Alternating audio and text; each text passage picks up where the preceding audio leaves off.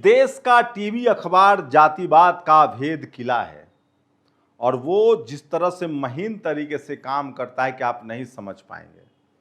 इस देश में जब भी कभी किसी दलित पिछड़े को सीएम पीएम बनने का मौका मिला, धज्जियां उड़ा दी गई, उसका कैरेक्टर असैसिनेशन किया गया, उसको भ्रष्ट साबित कर दिया गया।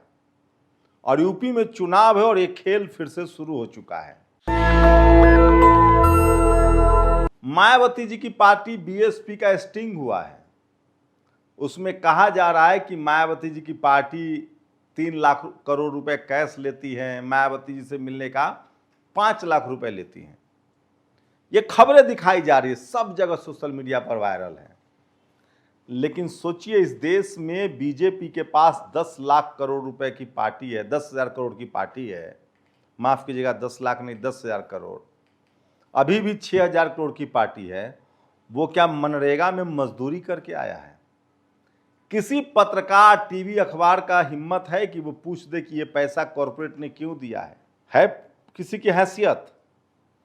लेकिन इस देश का टीवी अखबार तमाम दलित पिछड़े नेताओं को भ्रष्टाचारी या उसका चरित्र हनन करता है। और इसकी वजह है कि वो समाज जागरूक नहीं है, उसके नेता जागरूक नहीं है।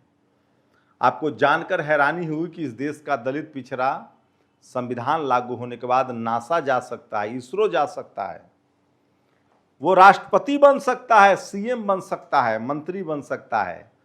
लेकिन इस देश वो चीफ जस्टिस भी बन सकता है। हाई कोर्ट, सुप्रीम कोर्ट में कोलिजियम है, तब भी इक्का दुक्का जज आ सकता है। लेकिन टीवी अखबार वो जातिवाद का अड्डा है और पत्रकारिता वो जातिवादी पेशा है जिसमें अभी भी बहुजन की एंट्री नहीं है। नेशनल दस्तक की कोशिश के बाद कम से कम दर्जन भर बहुजन समाज के पत्रकार जो हैं वो सोशल मीडिया प्लेटफॉर्म पर काम कर रहे हैं। नहीं तो सोचिए, टीवी अखबार में एक भी दलित पिछड़ा न मालिक है न संपादक। इस वीडियो को अंत तक देखिए, मैं बताऊंगा कैसे मायावती जी जब मुख्यमंत्री थी तो तमाम टीवी अखबार वालों ने कौड़ियों के भाव जमीन ले लिया नोएडा में, ग्रेटर नोएडा में। आज बड़ी बड़ी ऑफिस है। अखिलेश यादव जब मुख्यमंत्री थे तो कैसे इन पत्रकारों ने यश भारती सम्मान लिया जिसमें 50,000 रुपये हर महीने मिलता है। और कैसे इस देश का जातिवादी मीडिया, अगर कोई दलित पिछड़ा मुख्यमंत्री बन जाता है तो 4.5 साल तक उसके साथ हाँ में हाँ मिलाता रहता है, प्लस ईमानदारी से खबरें भी चलाता रहता है और चुनाव के 6 महीने पहले अपना जातीय रंग दिखाता है और उस नेता को मिट्टी पलीत कर देता है। तो आखिर सवाल है कि बहुजन समाज के लोग ये समझ क्यों नहीं रहे, बहुजन नेता क्यों नहीं समझ रहे हैं? अब चूंकि यूपी में चुनाव है, पिछली बार आपने देखा था सारे अखबारों ने किस तरह से, जब बीएसपी सुप्रीमो मायावती जी और अखिलेश यादव का गठबंधन था तो सारे अखबारों ने किस तरह से उन दोनों नेताओं को बदनाम किया और बीजेपी का गुणगान किया। लेकिन अब फिर से वही शुरू हो चुका है। सोचिए, राम मंदिर में लूट है, उस पर स्टिंग नहीं हो रहा है। मायावती जी की पार्टी में पैसा लिया जा रहा है। एक बात बताइए, इस देश का कॉरपोरेट, इस देश का धन्ना सेठ पैसा सपा बसपा को 1 रुपया देता है क्या? यहां तक कि सत्ता में भी रहे तो नहीं देता। आप नहीं आंकड़ा है तो पता कर लीजिए। 20 साल नीतीश कुमार मुख्यमंत्री रहे बीजेपी के साथ, उनकी पार्टी को नहीं दिया। इस देश में ये जो तमाम धन्ना सेठ हैं, जो पैसा, जो चंदा आता है, पॉलिटिकल पार्टी कैसे चलती है? चंदा से।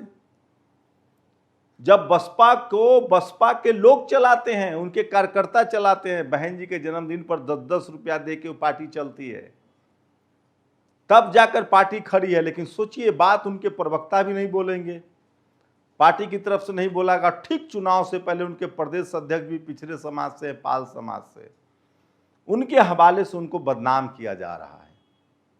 तो ये है मीडिया की असली चेहरा और करतूत। समाजवादी पार्टी के टूटने की खबर चलाई जा रही है। कहा जा रहा है कि समाजवादी पार्टी ने एफआईआर कराया है। लेकिन सोचिए, बीजेपी के साथ जो बहुजन दल है उनकी भी खैर नहीं है। कहा जा रहा है कि निषाद पार्टी का वेस्टिंग हुआ है, वो भी पैसा लेते हैं टिकट में। अनुप्रिया पटेल की पार्टी पैसा लेती है, राजभर की पार्टी पैसा लेती है, तमाम दलित पिछड़ों की चंदा जो उनके सोचिए ये पार्टियां कार्यकर्ता से चलती है। अच्छा, बीजेपी कैसे चलती है? बीजेपी को सारे कॉरपोरेट के लोग चंदा देते हैं, तमाम जो बड़े बिजनेसमैन हैं, वो सपा बसपा आरजेडी जेडीयू, यहां तक कि अनुप्रिया पटेल निषाद राजभर को क्यों नहीं देते हैं? ये तो सत्ता में भी है, बीजेपी के साथ गठबंधन में है। ये है इस देश का जातिवाद। इस देश के बहुजन समाज उनमें नेता बन जाइएगा।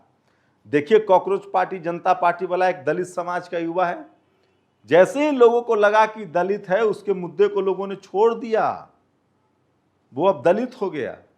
चंद्रशेखर आजाद दलितों के नेता, मान्यवर साहब दलितों के नेता, जगदेव बाबू पिछड़ों के नेता, पेरियार जो है राष्ट्रभक्त नहीं है, वो रेशनल बातें करता है। तो इस देश के तमाम दलित पिछड़े किसान आदिवासी अल्पसंख्यक नेताओं को बदनाम किया जाता है। इसलिए चौधरी चरण सिंह जब प्रधानमंत्री बने तो उन्होंने कहा था कि जब टीवी अखबार वाला मुझे अच्छा कहने लगे तो समझना कि मैं तुम्हें से कट गया हूं। तो इस देश के तमाम बहुजन लीडरशिप को बदनाम किया जाता है, बहुजन नेताओं को बदनाम किया जाता है। सोचिए, आप किसी पार्टी में रहिए तो भी हो सकता है कि आप पर गाज गिरेगी। रामविलास पासवान ने सिर्फ गठबंधन बदले, उनको क्या क्या नहीं कहा गया।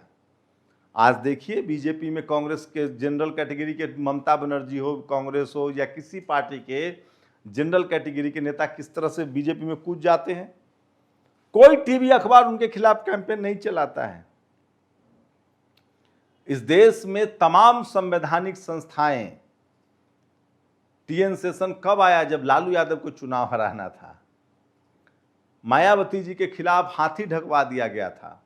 हाई कोर्ट सुप्रीम कोर्ट संज्ञान रोज कब लेता था?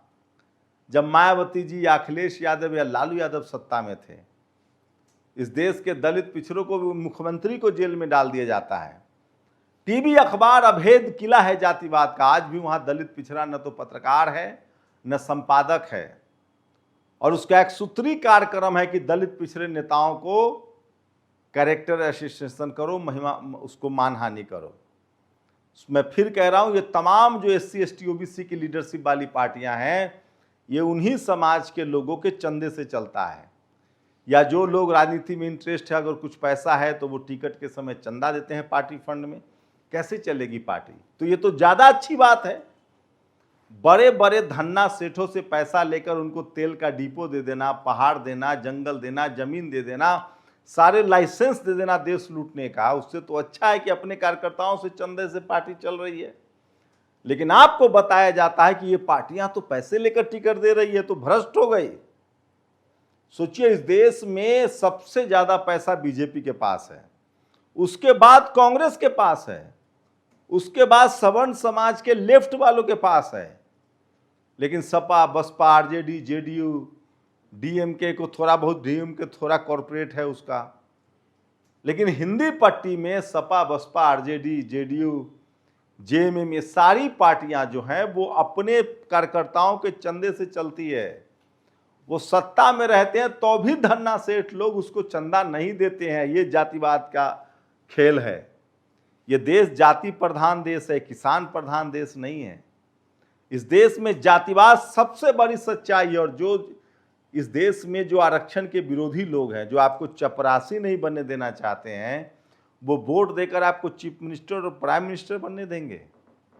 वो तो दुर्भाग्य है इस देश का कि दलित पिछड़े किसान आदिवासी अल्पसंख्यक जातियों में बटे थे, पार्टियों में बटे हैं, और वो किसी न किसी सवर्ण लीडरशिप वाली पार्टियों में जाकर इस्तेमाल होते हैं।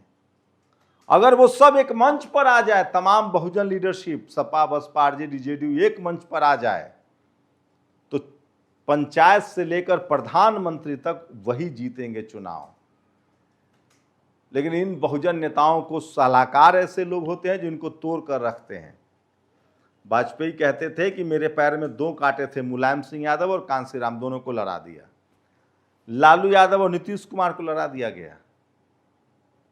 बड़ा खेल है, बहुत महीन खेल है। सोचिए, जो चपरासी नहीं बनने देना चाहते हैं जातिवादी लोग, वो आपको चीफ मिनिस्टर बनने देंगे। प्रधानमंत्री बनने देंगे। और अगर ये तमाम बहुजन दल एकजुट हो जाएं तो पंचायत से लेकर प्रधानमंत्री तक ये लोग चुनाव जीतेंगे, क्योंकि राजेंद्र प्रसाद सिंह कहते हैं कि अमीरों की पार्टी, सवर्ण लीडर वाली पार्टियां जो है वो अमीरों की पार्टी है, पैसे वालों की पार्टी है, लेकिन बहुजन दलों के पास जनता है। इस देश में 90-85% जो बहुजन है, SC ST OBC, उसके पास वोट है, लेकिन उसके नेता कोशिश नहीं करते और बारी बारी से सब सड़कों पर कभी बदनाम, मीडिया द्वारा बदनाम किए जाते हैं। इसलिए मान्यवर साहब कहते थे मनी, मीडिया और माफिया, इन तीनों से सावधान रहना पड़ेगा। तो सोचिए, बाकी दल जो है वो बड़े बड़े धन्ना सेठों के पैसे से चलते हैं, वो अच्छा है, और ये तमाम बहुजन दल अपने कार्यकर्ताओं के चंदे से चलता है तो खराब हो गया। इस देश में बहुजन दलों को बराबर बांटा जाता है, इन नेताओं को लड़ाया जाता है, और जो ज्यादा आंदोलनकारी निकले, जो ज्यादा समाज के हितों की बात करे, उसकी तो हत्या भी होती है। जगदेव बाबू का देख लीजिए, हत्या हो गई। जननायक कर्पूरी ठाकुर 1.5 साल से ज्यादा मुख्यमंत्री नहीं रह पाए।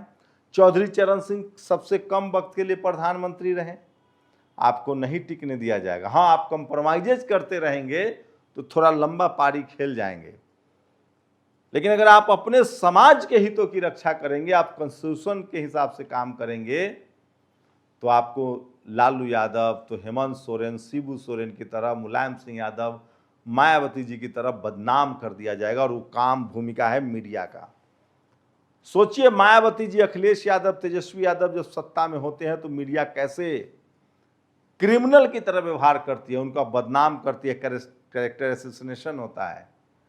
आज कोई बीजेपी से सवाल पूछ रहा है क्या? और जैसे 15 साल 12 साल से बीजेपी से नहीं सवाल पूछा जा रहा है, उसी तरह से जब तक मनमोहन सिंह प्रधानमंत्री नहीं बने थे तब तक कोई कांग्रेस से भी सवाल नहीं पूछता था। कांग्रेस से भी तब सवाल पूछा जाने लगा जब एक अल्पसंख्यक समुदाय के प्रधानमंत्री मनमोहन सिंह बने। इस वीडियो को शेयर कीजिए, घर घर तक पहुंचाइए। शुक्रिया। नेशनल दस्तक की आपसे गुजारिश है कि अगर इसको बचाना चाहते हैं तो नेशनल दस्तक को सब्सक्राइब करने के लिए रेड कलर के सब्सक्राइब बटन को दबाएं, फिर बेल आइकन की घंटी दबाएं। नेशनल दस्तक को बचाने के लिए बहुत जरूरी है कि हर खबर को शेयर करें, लाइक करें, कमेंट जरूर करें।